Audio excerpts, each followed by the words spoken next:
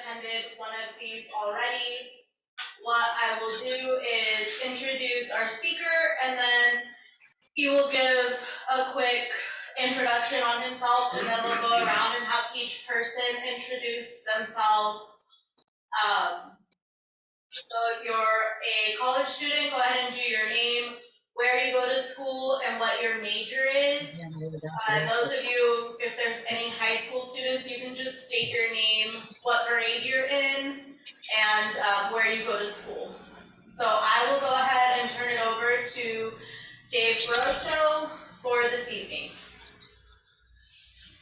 Hey everybody, thanks for joining us. So a little bit about myself. My name is David Barroso. I'm a second generation dairyman here in Merced, just south of Merced.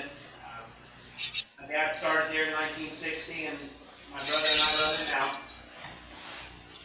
So I was asked to talk about impacts to agriculture, so kind of had to draw the line and not make just a bitch session on my part, but that's kind of a little bit about me. I have 2 kids, and maybe the 3rd generation coming up. He's a little young right now, so we'll see.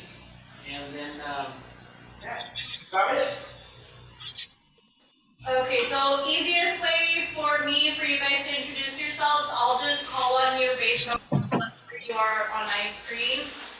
Go ahead and unmute yourself. Name, grade if you're in high school, major if you are in college, and we will go ahead and start with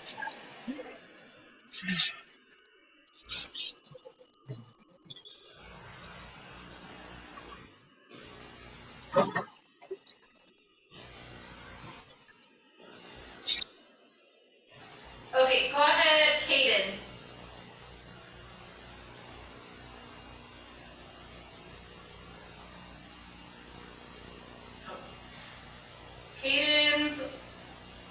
Kaden can't unmute himself.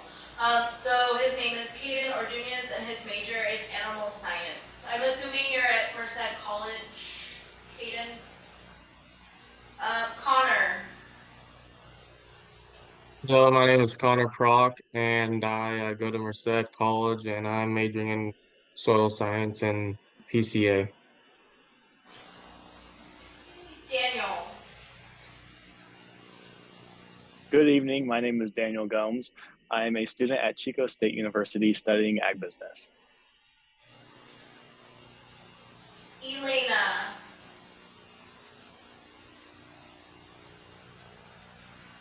Hi, I'm everyone. I'm a high school student. I'm in 12th grade, and I'm studying at Merced College right now. Elisa.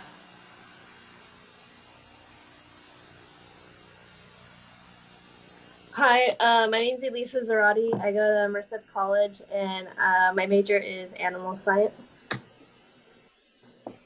Clint.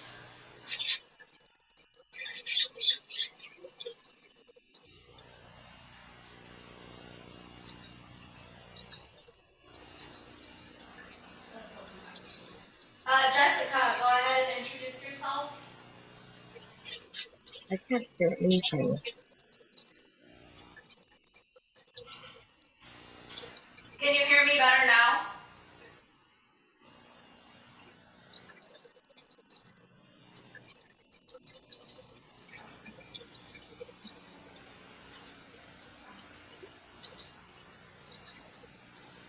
Jeremy.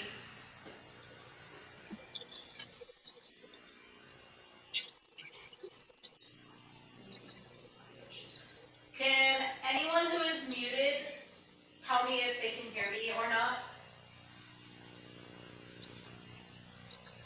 I can hear you. Okay. Jessica, I'm not sure why you can't hear anything.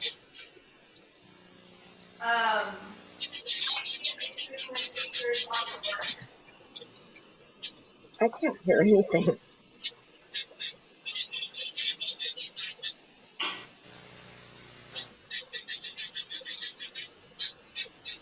Can anyone hear anything?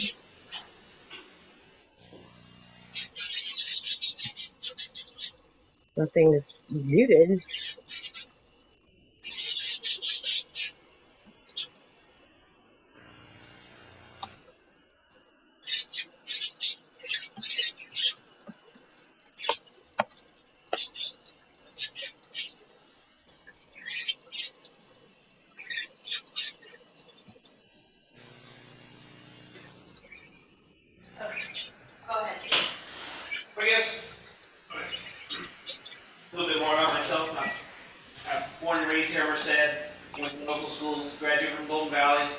Merced College.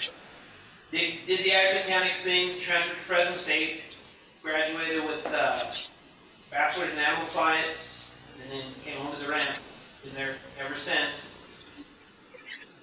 So I was asked to talk about impacts to agriculture.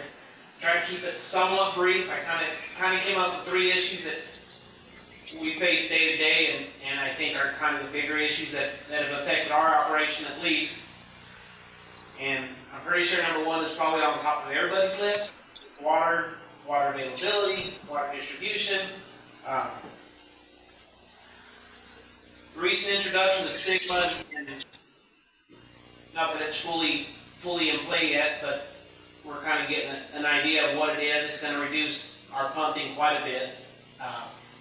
So if a guy doesn't have surface water to back that up, with reduced pumping, there's going to be tough decisions got to be made. You got to decide what you're going to fallow, if you're going to fallow, what your options are, and does that really work for your operation? Now you still have property taxes to pay on that ground that you can't use if you can't farm. What's the availability or the cost of water? We've always been fortunate enough in our operation that we've relied on wells, and we've had a pretty good water table. Well, that's really gone away. Not as reliable as they used to be. Surface water is definitely not as reliable as it used to be. And it seems to only be getting worse. Kind of seems like the only answer to that is more distribution of surface water, and I think we all know where that is and where that's headed, especially with Sigma coming down, with the Big Delta plant coming down that's wanting to take 40% of unimpaired flows. That's only going to make that matter worse. If I can't pump water and you're not going to distribute it through the surface, I don't know what other options we have. We haven't built a new dam since 1980, when they built New Maloney's, but California's population has grown by almost 16 million people, and that it's unsustainable like that. Unfortunately, it seems like that burden's going to fall on the farmers, on agriculture. Although we're only 41% of the water usage, whereas environment's 49%, residential, urban's about 10%.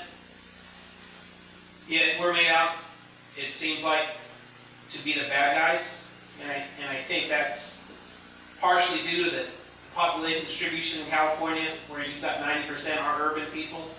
We've got anywhere from 5 to 9% are more of us rural people.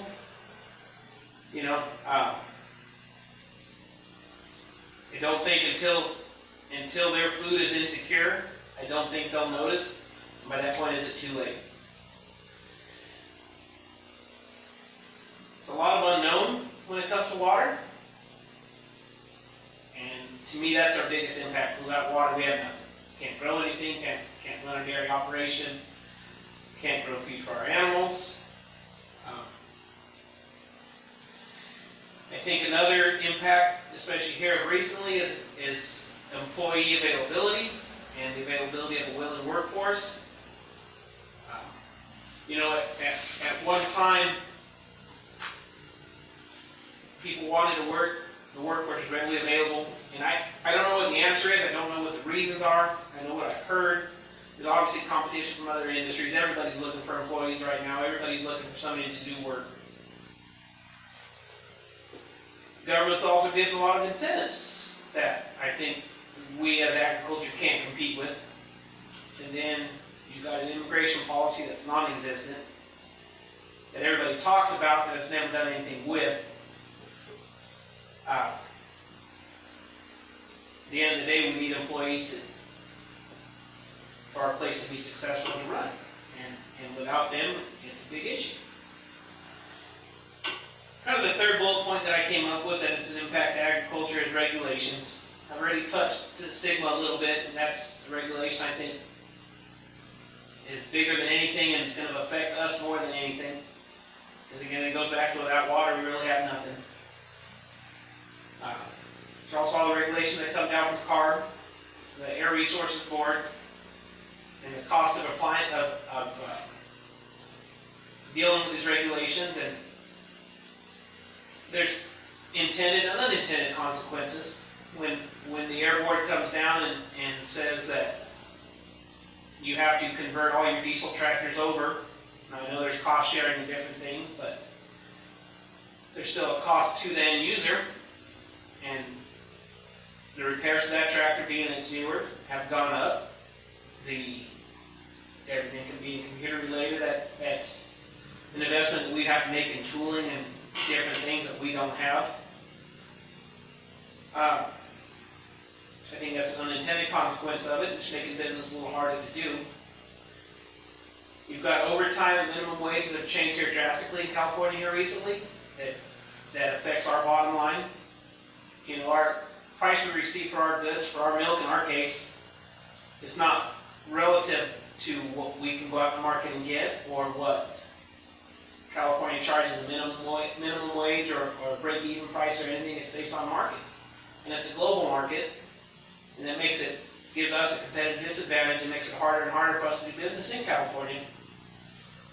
We've got new regulations coming down from Department of Pesticide regulations on what you can and can't use, when you can and can't use it, and then a whole new reporting system that they're running a trial run on right now that it's just going to open the door for more criticism toward us, which in turn usually results in more regulations and people in government trying to fix a problem that's really non-existent. Those are kind of the three things that I came up with. I mean, I could sit here forever and tell you all the issues and the impacts to agriculture that we have. I don't know if I have answers how to fix everything. I think I have ideas, and it all starts with the people making these regulations and the people making policy in California, and I honestly don't think they have our best interests at heart.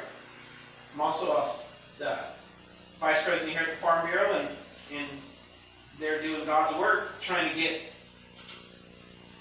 us in business, but it seems like it's nothing about it. So with that was kind of my presentation for tonight. I don't know if anybody's got anything or. If you guys have any questions, you are welcome to unmute yourself and ask your question. It doesn't have to be anything specific related to what Dave talked about. Anything ag related, he might be able to answer. I can make up a good answer. Or he'll give you an answer regardless. Yeah. So any questions?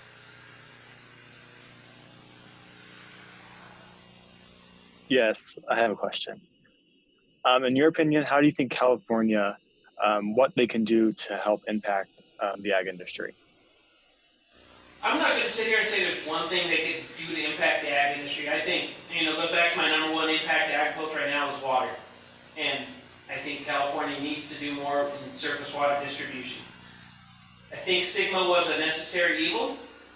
Maybe not the way it's being rolled out, maybe not the way it's being implemented, but something had to be done.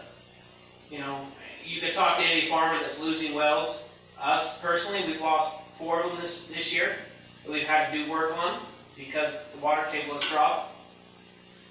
And I think the only good answer to that is more surface water distribution, which, they'll talk about this recent Prop 1 and all these water bonds and these different things that California says they've done to increase water distribution and water storage. But on the other hand, they're coming out with things like the Bay Delta Plan that's going to make it worse. So I think until you get leadership that realizes this impact, I don't know if there's one thing that anybody can do. When you look at 90% of the people being urban in California, I hate to say it, but I think we're a long way from it.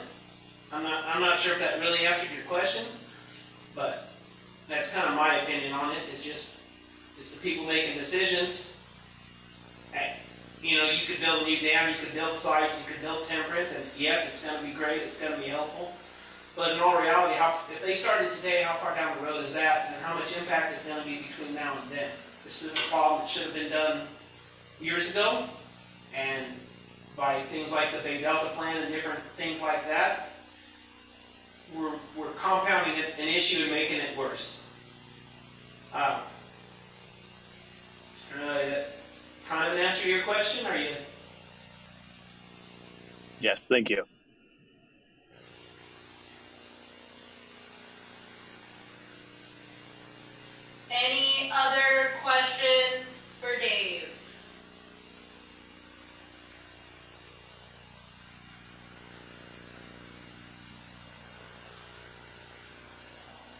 I had a question.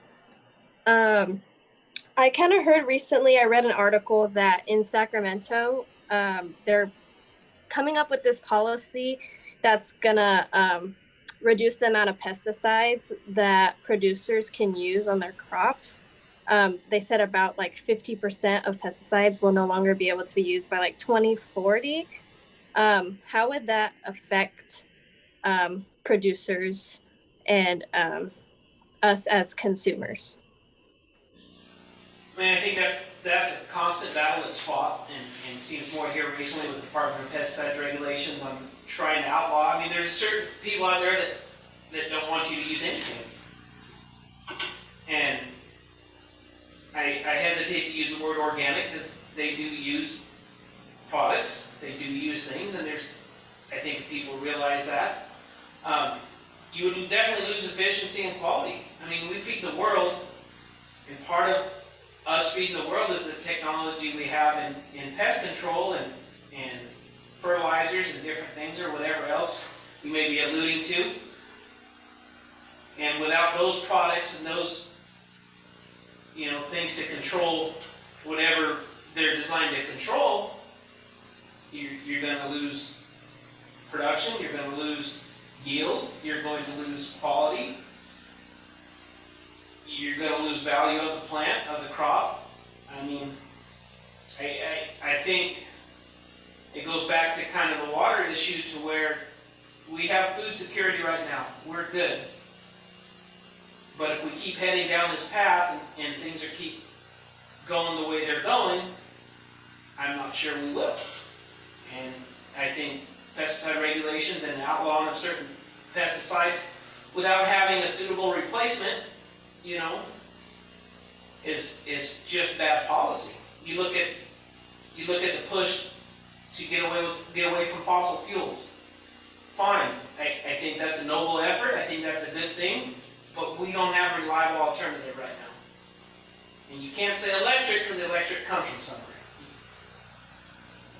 I don't think that people, maybe going off on a bit of a tangent here, that are pushing these pesticide regulations or pushing the less water or pushing no fossil fuel really understand what the unintended consequences of all that will be.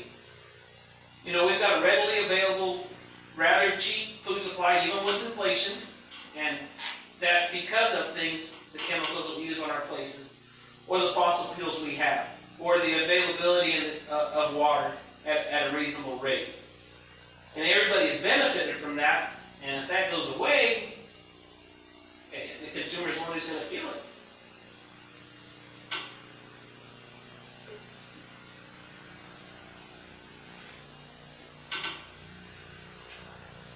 Any other questions?